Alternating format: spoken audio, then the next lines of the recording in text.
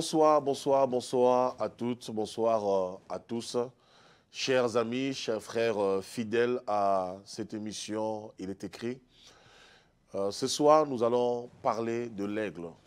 Nous avons fait une introduction la semaine dernière, la fois dernière, nous avons parlé notamment du fait que Dieu était un animal, ou Dieu est un animal, dans la mesure où Dieu se retrouve à travers les animaux et que certains animaux portent les caractéristiques de Dieu et les caractéristiques de Dieu se retrouvent dans les animaux. Et on a fait ce parallèle en faisant comprendre, bien sûr, pour comprendre les choses spirituelles, il est très important pour nous de comprendre les choses terrestres, les choses physiques, afin de comprendre les choses spirituelles. Et Jésus lui-même, pendant son parcours terrestre, avant de parler de choses spirituelles, il faisait toujours allusion aux choses physiques, terrestres. Voilà pourquoi il disait inspirez-vous du figuier, inspirez-vous du temps, de la météo. Lorsque vous voyez par exemple qu'il commence à faire gris, il commence à avoir des nuages, vous savez qu'il va pleuvoir, et ainsi de suite. Il va me reprocher les pharisiens en disant vous savez discerner les aspects du temps, par exemple, mais vous ne savez pas discerner les aspects du royaume de Dieu. Donc, ça veut dire qu'il faut que nous apprenions en fait à comprendre les choses matérielles, les phénomènes physiques, métaphysiques, pour comprendre les phénomènes métaspirituels. Alors, mes amis, nous allons aller droit au but. Là, nous allons développer les caractéristiques de l'aigle. Nous allons parler de l'aigle dans lequel Dieu se situe, parce que Dieu est un aigle aussi, il est représenté par l'aigle, il est manifesté comme étant aigle et lui-même se révèle, se dévoile comme étant un aigle. Alors, prenez vos stylos comme dans votre habitude, munissez-vous de vos Bibles, d'un cahier, prenez des notes par rapport à cet enseignement qui vous est octroyé, promulgué ce soir, parce que vous ne manquerez pas d'être bénis. Alors, cet enseignement sera en deux parties. La première partie, nous allons parler justement de la vision. Cette première partie, nous parlerons de la vision de l'aigle, et la deuxième partie, nous parlerons de la détermination, dans laquelle nous verrons la notion de la persévérance et la notion de la patience. Alors, sans plus tarder, je vous invite simplement à prendre vos Bibles. Nous allons droit au but dans le livre de Exode, chapitre 19, et dans Apocalypse, chapitre 4.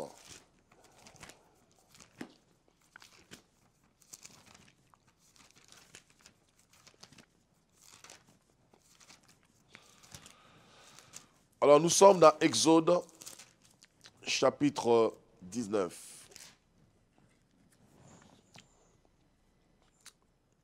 Au verset 3 à 4. Dieu dit à Moïse, Moïse monta vers Dieu, et l'Éternel appela du haut de la montagne en disant, tu parleras ainsi à la maison de Jacob, et tu diras aux enfants d'Israël, vous avez vu ce que j'ai fait à l'Égypte, et comment je vous ai porté sous des ailes d'aigle et amené vers moi. Voilà. Ici, Dieu s'adresse à Moïse en disant à Moïse d'aller dire aux enfants d'Israël, vous avez vu comment je vous ai fait, ce que j'ai fait à l'Égypte, les miracles, les prodiges que j'ai accomplis en Égypte, et vous avez vu aussi en parallèle comment je vous ai transporté sur mes ailes d'aigle. Vous voyez, Dieu ici s'identifie lui-même comme étant un aigle. C'est le plus simplement un verset où on parle de l'aigle, où un homme avait une vision d'aigle, une vision de veau, une vision d'animal. Dieu lui-même ici s'identifie en fait comme étant un aigle. Il se considère comme étant un aigle. Voilà. Ensuite, nous allons prendre un autre verset dans Apocalypse, chapitre 19, Apocalypse, chapitre 4, au verset 6.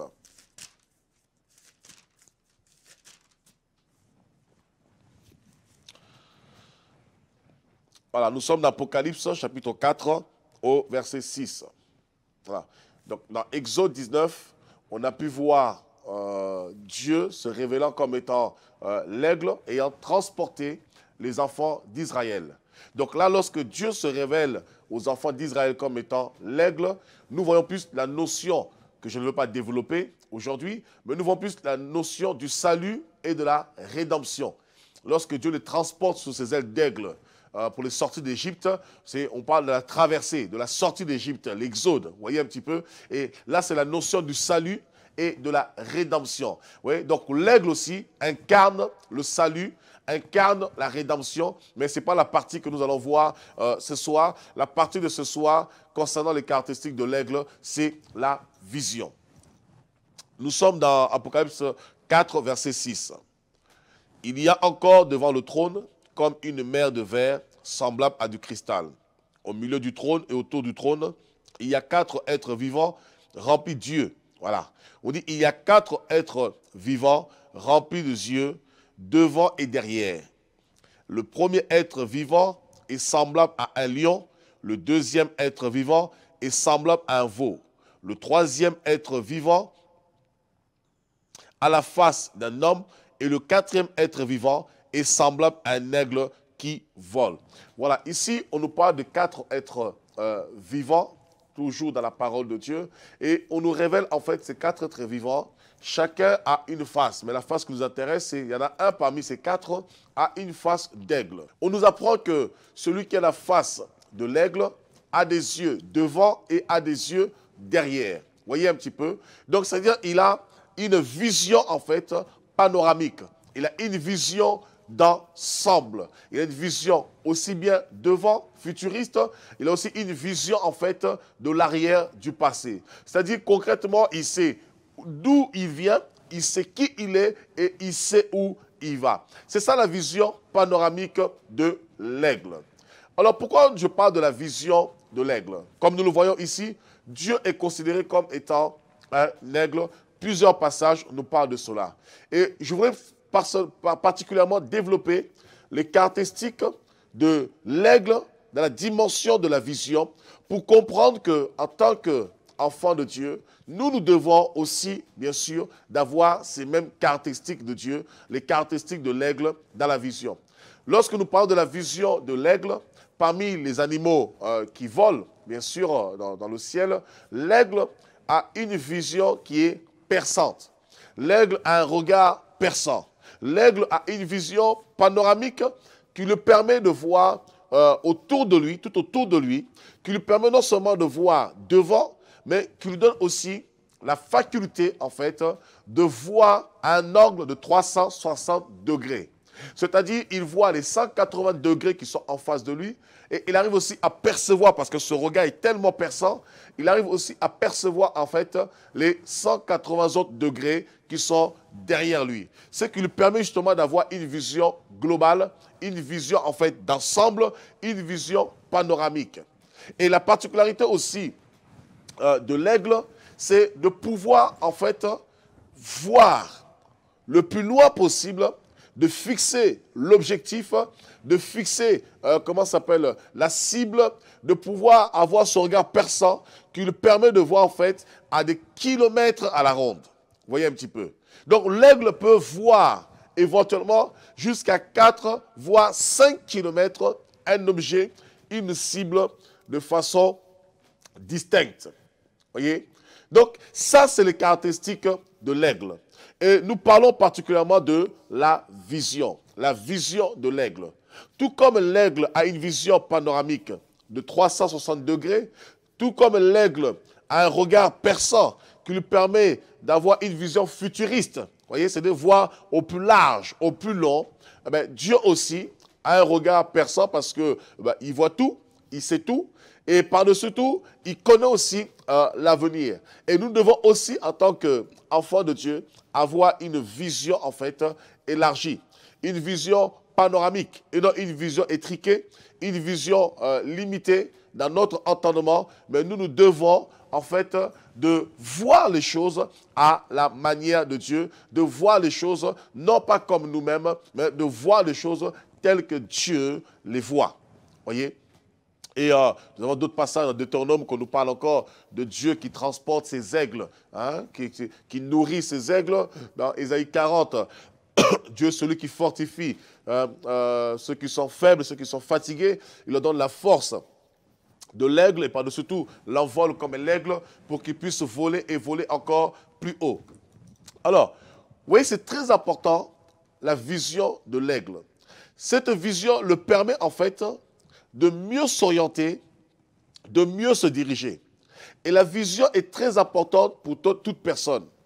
Vous savez, notre existence ne peut pas se faire sans vision. Je parle de la vision en tant que le regard qu'on a, c'est-à-dire sur le plan physique, et la vision par rapport aux objectifs que nous pouvons atteindre, aussi bien aussi sur le plan physique que sur le plan spirituel. Lorsque nous prenons nos Bibles dans Matthieu 6, au verset 22, que je vais lire de suite, nous sommes dans Matthieu chapitre 6, au verset 22.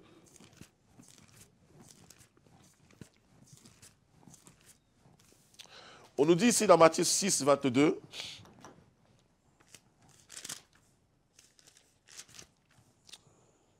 voilà, l'œil est la lampe du corps.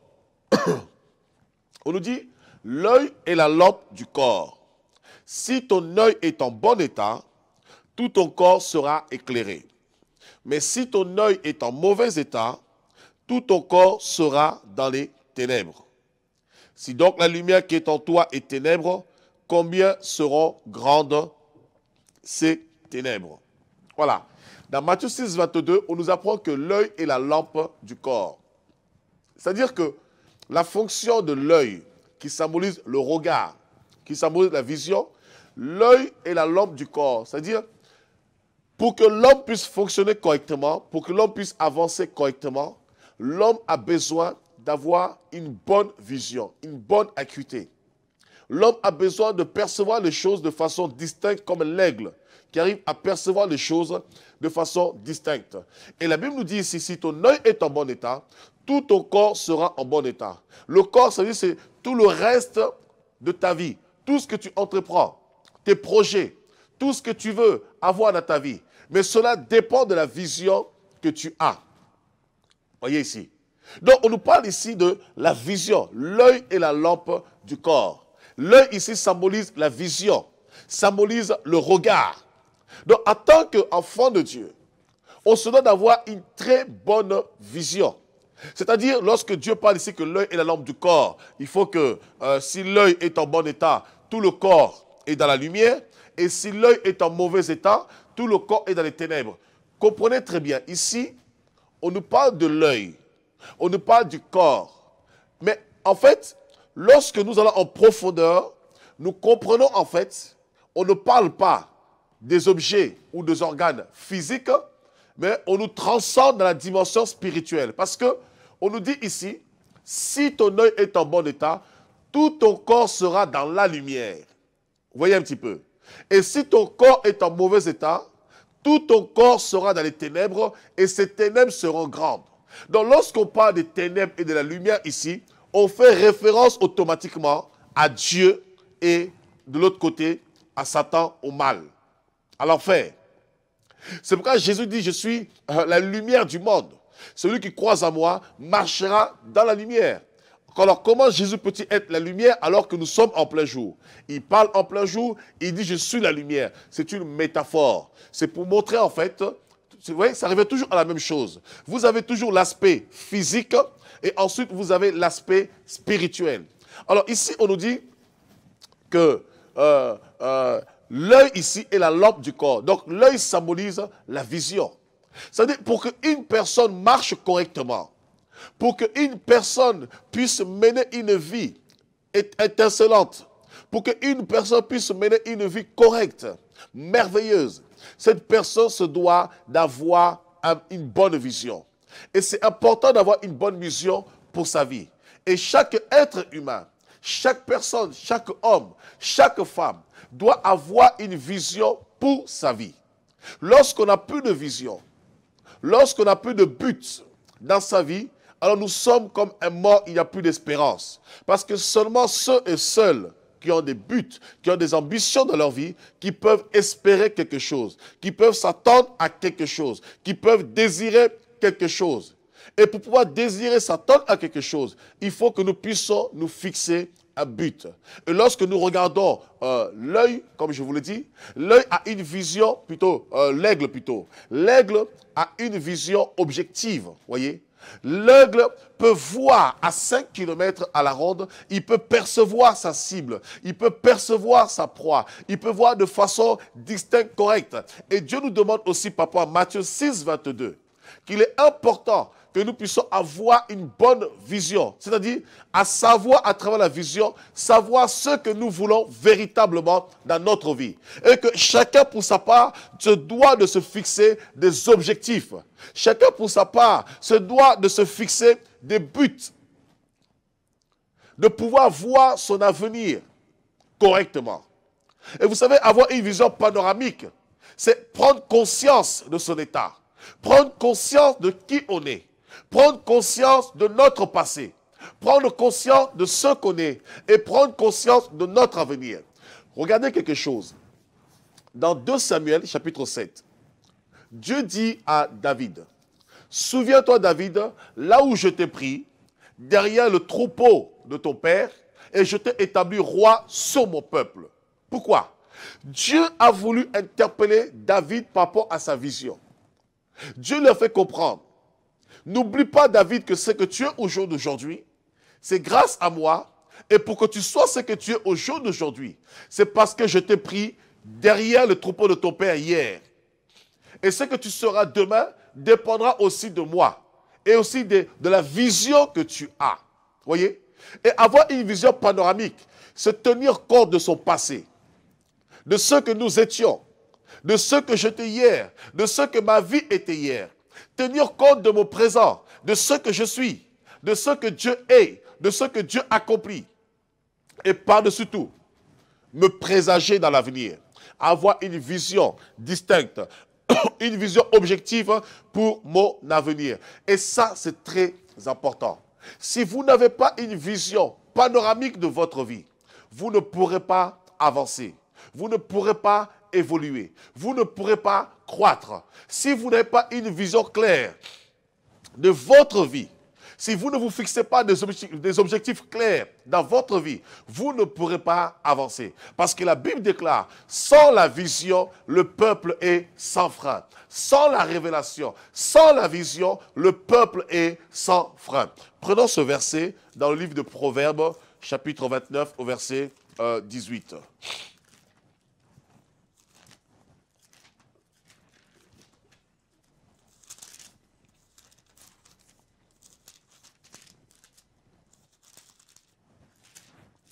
Alors, nous sommes dans Proverbe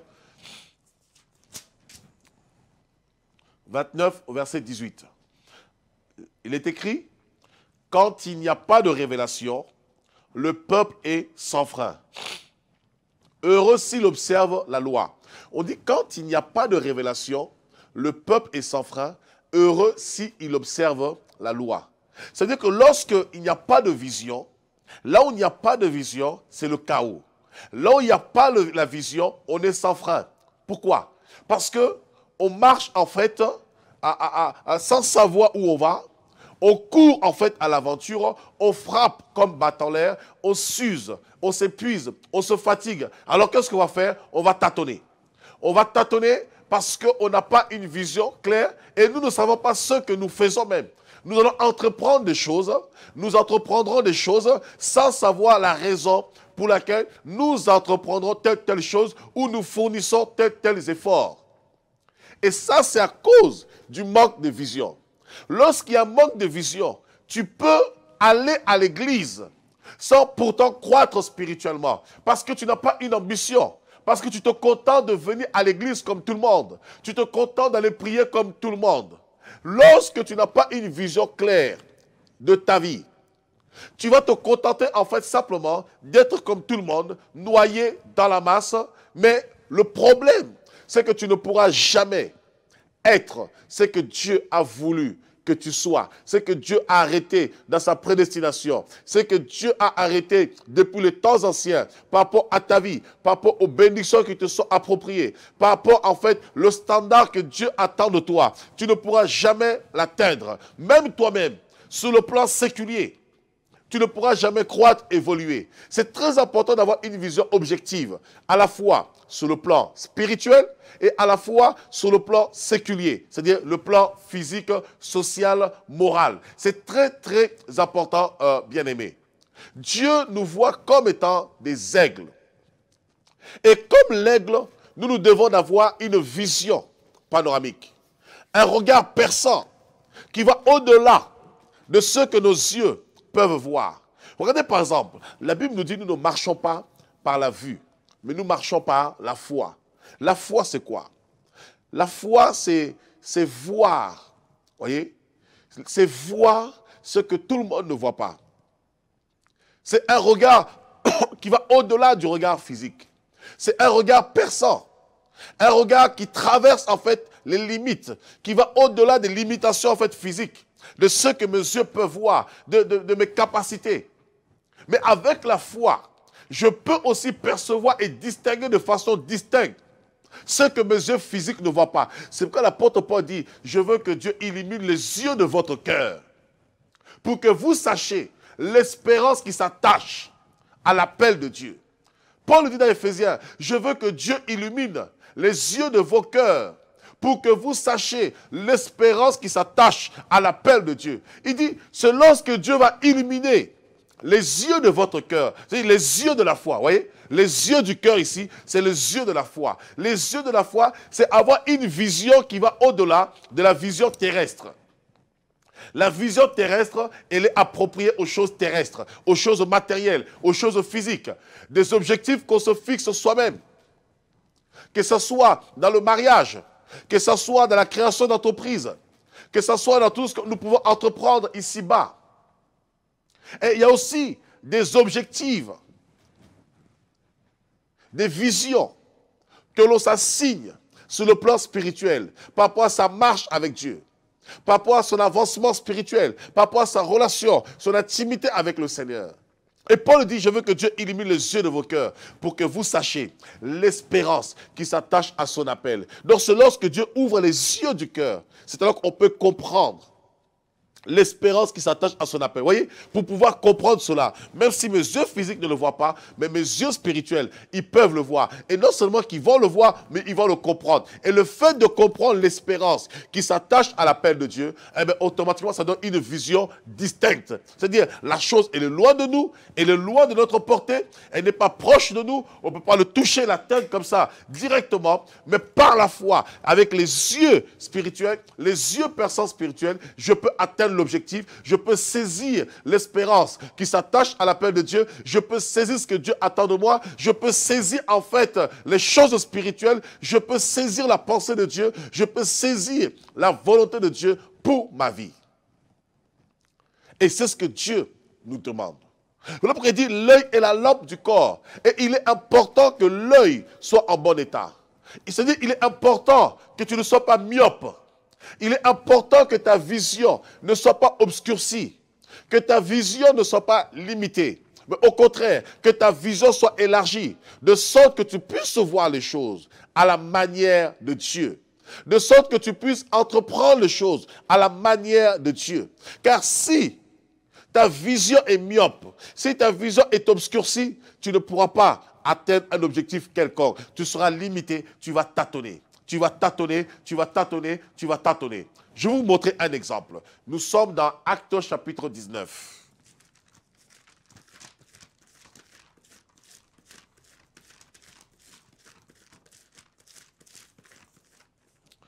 Nous sommes dans Actes chapitre 19.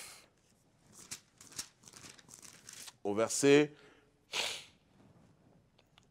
32. Mais on va prendre à partir du verset 29.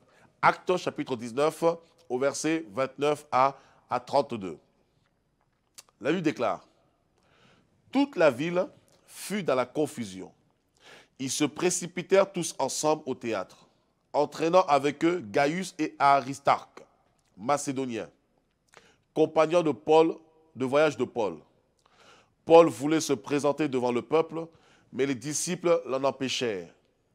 Quelques-uns même des Asiarques, qui étaient ses amis, envoyèrent quelqu'un vers lui pour l'encourager, pour l'engager à ne pas se rendre au théâtre. verset 32. Voilà le verset qui est capital pour illustrer ce que je suis en train de vous dire. Lorsque votre vision est myope, lorsque vous n'avez pas de but, lorsque vous n'avez pas d'ambition personnelle, lorsque vous n'avez pas de projet personnel, de rêve réel, de rêve concret, voilà ce qui se produit. Au verset 32. Acte 19, verset 32. Les uns criaient d'une manière, les autres d'une autre, car le désordre régnait dans l'assemblée. Et la plupart ne savaient pas pourquoi ils s'étaient réunis. Voilà. On nous dit, ils se sont réunis dans l'amphithéâtre, dans l'assemblée. Mais dans cette même assemblée, il y avait une partie des personnes qui criaient d'une manière et une autre partie qui criait d'une autre manière. Et le désordre est rentré. Le désordre ici, c'est la confusion. La confusion est rentrée. Et dans cette confusion, en fait, beaucoup ne savaient même pas pourquoi ils s'étaient réunis. Lisons un peu encore, vous allez voir, c'est fou. Comment quelqu'un peut aller quelque part sans savoir pourquoi il est là-bas? Reprenons un peu Acte 19, 32.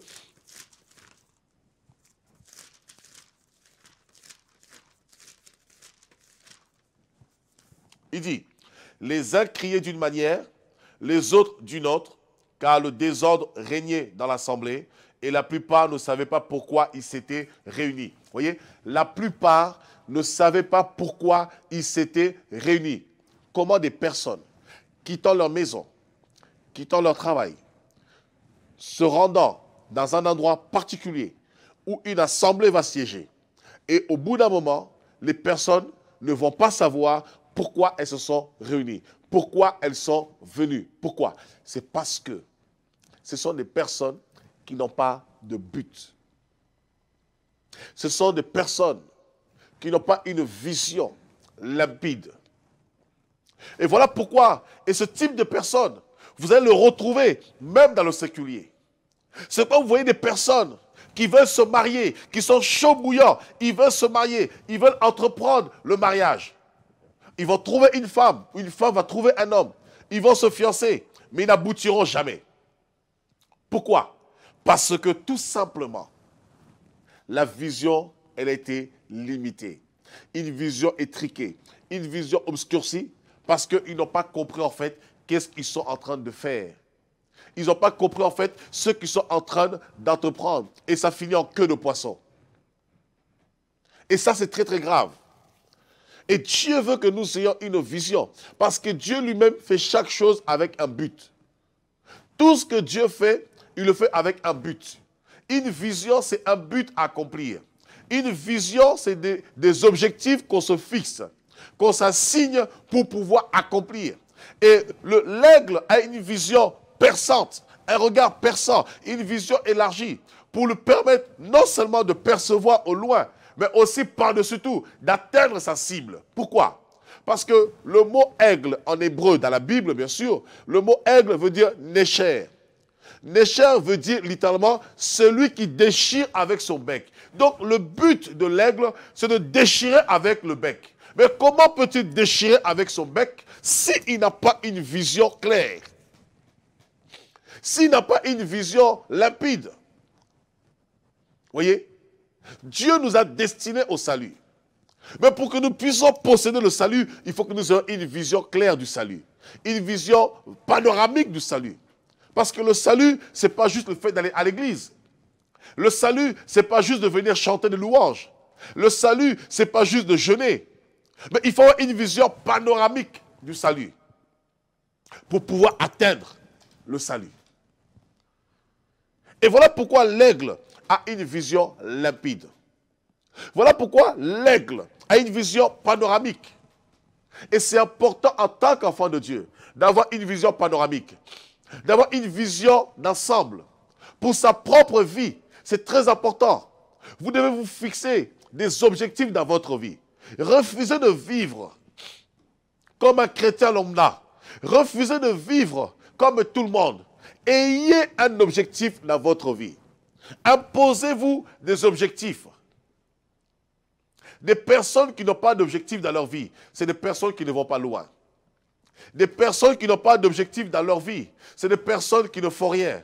Des personnes qui n'ont pas d'objectif dans leur vie, C'est des personnes qui ne font pas l'histoire.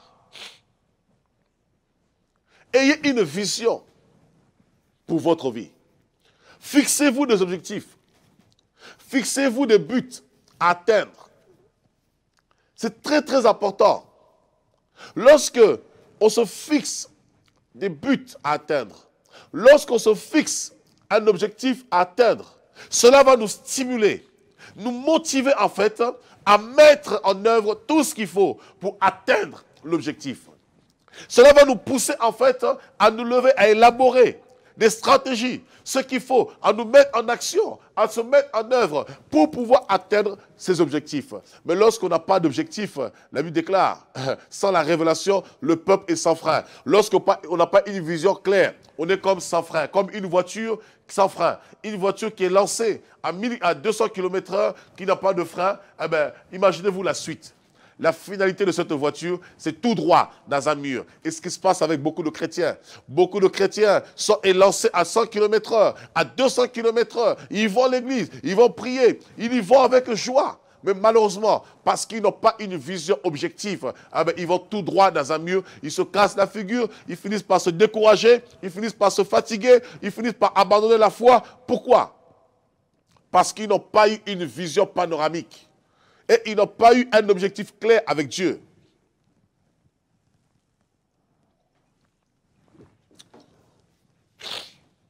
Et quand c'est comme ça, on finit par perdre du temps. On perd son temps. Quand c'est comme ça, on finit par se décourager. On finit par se lasser. On finit par baisser les bras. On finit par faire de Dieu menteur. On finit par avoir l'impression que Dieu ne nous aime pas, que Dieu ne se préoccupe pas de nous. Alors que Job dit, à tes résolutions répondra le succès. Oh mes amis, ne pensez pas que votre avancement, votre percée dépendra de qui que ce soit. Votre percée, votre avancement dépendra de vous-même, des choix que vous faites dans votre vie, des objectifs que vous fixez vous-même. En tant qu'enfant de Dieu, vous devez vous fixer des objectifs pour réussir, pour entreprendre dans votre vie. Parce que Dieu a dit que ce livre de la loi ne se loigne pas de ta bouche, car c'est alors que tu auras du succès. Alors comment avoir une vision panoramique? Comment voir à la manière de Dieu? Eh bien, il faudra commencer par méditer la parole de Dieu. Plus on médite la parole de Dieu nous donne la vision de Dieu. La parole de Dieu nous révèle Dieu. La parole de Dieu nous révèle le surnaturel. La parole de Dieu nous révèle en fait ce qui est spirituel, ce qui est encore plus élevé. La parole de Dieu nous révèle en fait la grandeur de Dieu. Et la parole de Dieu nous révèle les 7 yeux de Dieu, la vision de Dieu, la vision de l'aigle. Si vous ne comprenez pas cela, vous ne pourrez jamais avancer. Vous ne pourrez jamais évoluer, mes amis. Vous ne pourrez jamais prospérer. Et c'est la raison pour laquelle beaucoup de nos églises n'avancent pas, n'évoluent pas. Non pas parce qu'ils n'ont pas Dieu. Oui, ils ont Dieu. Ils ont cru en Dieu, mais ils ont fait le premier pas. Ils n'ont pas été en profondeur de développer leur vision, de voir à la manière de Dieu. Écoutez, dans Ésaïe 55, 8, Dieu dit, mes pensées ne sont pas vos pensées. De la même manière que le ciel est élevé au-dessus de vos têtes, de la même manière que mes pensées sont au-dessus de vos pensées. C'est-à-dire que la pensée divine, elle est là, la pensée de l'homme, elle est là. Donc la pensée de Dieu, elle est au-dessus de la pensée humaine. Elle est au-dessus de la pensée de l'homme. Pour que nous puissions avoir un regard panoramique, pas seulement un regard à 180 degrés. Il nous faut en fait littéralement rentrer dans la dimension de divine, dans la pensée de Dieu. Il nous faut avoir en fait, nous inculquer en fait de la mentalité de Dieu, de la pensée de Dieu. Et cette mentalité et cette pensée ne se trouve que dans sa parole et à travers la prière. Dieu vient renouveler notre intelligence. Regardez dans Romains chapitre 12, verset 2. La Bible déclare, au verset 1, ne vous conformez pas au siècle présent. La Bible déclare, soyez transformés par le renouvellement de l'intelligence afin de discerner. Vous voyez un petit peu? Afin de discerner. La vision te permet de discerner. La vision te permet de voir les choses de façon distincte. La vision te permet de faire la part des choses. La vision te permet de séparer ce qui est bon de ce qui est mauvais. Il dit, soyez transformés par le renouvellement de l'intelligence afin de discerner ce qui est bon, agréable, parfait selon Dieu. Lorsque, en fait, vous avez cette vision panoramique, vous pouvez saisir ce qui est bon, agréable, parfait pour votre vie, pour votre percée, pour votre avancement. Lorsque vous comprenez cela, c'est alors que votre vision change, votre mentalité change, votre manière de voir les choses change. Vous ne pourrez plus percevoir les choses à la manière des hommes. Lorsque les hommes ont une vision étriquée, limitée, vous voyez au-delà de leurs limites, au-delà de ce qu'ils voient, dans leur jugement, dans leur choix. Vous voyez au-delà parce que vous avez la pensée de Dieu, la vision de Dieu. Et l'écrivain de l'épître de Corinthe dira clairement que nous avons en nous la pensée de Christ. Dans 1 Corinthiens 2, verset 16. Que nous avons en nous la pensée de Christ. Or, la pensée de Christ, c'est la pensée de Dieu. C'est la pensée en fait, c'est la vision. Le fait de voir les choses à la manière de Dieu.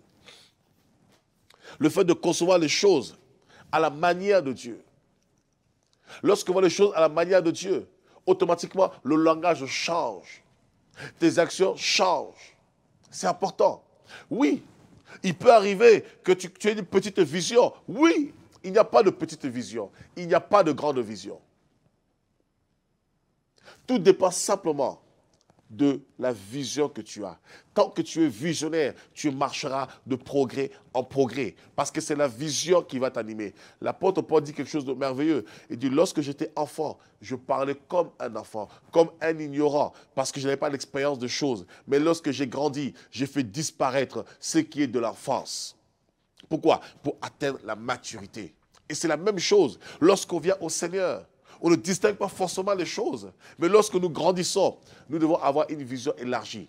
On doit s'assigner des objectifs pour avancer avec le Seigneur, pour évoluer, pour croître avec Dieu. Soyez des visionnaires par rapport à votre vie. Prenez votre vie en main. Vous êtes acteur de votre vie. C'est vous qui créez l'histoire de votre vie. Dieu a tout accompli. Dans Jean 19, 30, Jésus a crié sur la croix, « Père, tout est accompli. » Dieu a tout accompli pour nos vies. Et c'est à chacun d'entre nous de prendre sa vie en main, à chacun d'entre nous d'être acteur de son histoire, d'être acteur de sa vie, de prendre en fait sa vie en main et d'avancer, de se fixer des objectifs. Même si aujourd'hui, vous ne voyez pas le résultat, peu importe. Le plus important, c'est d'avoir la vision. Vous devez être des hommes de vision, des femmes de vision. Non des hommes et des femmes qui sont myopes, qui ne perçoivent pas les choses, qui ne distinguent pas les choses, qui ne présagent pas leur avenir. Si c'est le cas, alors nous vivons comme des animaux. Et encore, même l'animal qui marche par l'instinct, il peut aussi préparer son avenir. Si c'est le cas, alors nous ne sommes pas plus que les animaux. Parce que Dieu nous a dotés d'une intelligence. Et cette intelligence nous permet d'avoir la faculté de se projeter, d'avoir des ambitions. Soyez des hommes et des femmes ambitionnés. Ayez la vision de Dieu. Ayez la pensée de Dieu. Voyez les choses à la manière de Dieu, par rapport à votre vie. Ne vous limitez pas. Ne vous limitez pas. Voyez les choses à la manière de Dieu. Même si ça peut paraître incompris aux yeux de votre entourage. Mais soyez des visionnaires. Voyez loin par rapport à votre vie. Prenez des risques. Entreprenez. Assignez-vous des ambitions. Soyez ambitionnés pour réussir. Et vous réussirez parce que Dieu vous donnera du succès. Mais le succès ne viendra et ne répondra que à votre résolution, que aux décisions que vous avez prises ou prises, que aux objectifs que vous êtes assignés. Le succès ne viendra que lorsque vous aurez un but bien précis, une vision bien précise. Et ça, c'est très important parce que Dieu fait chaque chose avec un but. Et quoi que vous fassiez, faites-le avec un but pour être sûr d'avoir le plein succès. Si vous faites les choses sans but, vous serez comme ces personnes. Vous ferez des choses, mais vous ne saurez pas pourquoi vous le faites. Et vous allez perdre votre temps. Vous serez frustré, vous serez découragé, vous serez abattu. Et lorsque on ne rêve plus, lorsqu'on n'a plus de vision, eh bien, malheureusement, on n'a plus d'objectif dans sa vie. Et quand on arrive à ce stade-là, ben vous savez ce qui se produit, c'est la dépression. On se sent moins que rien et on se sent inutile pour la société. On se considère comme étant un rebut de société. Et bien, la seule solution finale, entre guillemets, ben, c'est simplement quitter ce monde. Mais votre vie a de la valeur parce que Dieu fait de vous des aigles. Dieu ouvre vos yeux pour que vous puissiez voir des choses au-delà. Dieu ouvre vos yeux pour que vous puissiez voir ce que tout le monde ne voit pas. Pour que vous ne soyez pas, comme a déclaré le prophète Ésaïe, ce peuple a des yeux, mais il ne voit point. Non, vous avez des yeux, mais vous allez voir. Parce que votre Dieu est omniscient. Il sait toutes choses, il voit tout. Et il vous donne la faculté de percevoir les choses au loin. Il vous donne la faculté avec l'esprit prophétique de voir les choses à la dimension spirituelle, de voir les choses à la dimension prophétique, de voir les choses telles que tout le monde ne les voit pas. Et vous avez cette capacité en vous, bien-aimés. Soyez des visionnaires. Ne soyez pas myopes. Soyez des visionnaires par rapport à votre vie. Prenez-vous en main. Prenez des bonnes résolutions par rapport à votre vie. Et lorsque vous prenez des bonnes résolutions, ça sera le premier pas pour le succès. Ça sera le premier pas pour cheminer dans la route du succès. Parce que le succès n'est pas loin de vous. La vision, c'est une bonne chose. Mais il ne suffit pas simplement d'avoir la vision. Et après la vision, il faut bien sûr la détermination. Et nous parlerons de cela dans notre prochaine émission, dans la deuxième partie de la vision, toujours, mais nous parlerons de la détermination et de la persévérance afin de pouvoir posséder sa vision pleinement, de voir la vision se concrétiser. Comme l'aigle, lorsque l'aigle perçoit sa cible à des kilomètres à la ronde, il prend le temps de focaliser la cible. Mais pour atteindre la cible, il se donne les moyens. Et nous verrons cela dans notre prochaine émission. Soyez des visionnaires. Soyez des hommes de vision. Soyez des personnes ambitionnées. Peu importe ce que vous faites. Peu importe la taille de votre vision. Peu importe la taille de vos objectifs. Le plus important, c'est d'avoir une vision, une ambition, un objectif. Pourquoi? Parce que la Bible déclare que celui qui est fidèle dans les moindres choses, il le sera dans les grandes choses.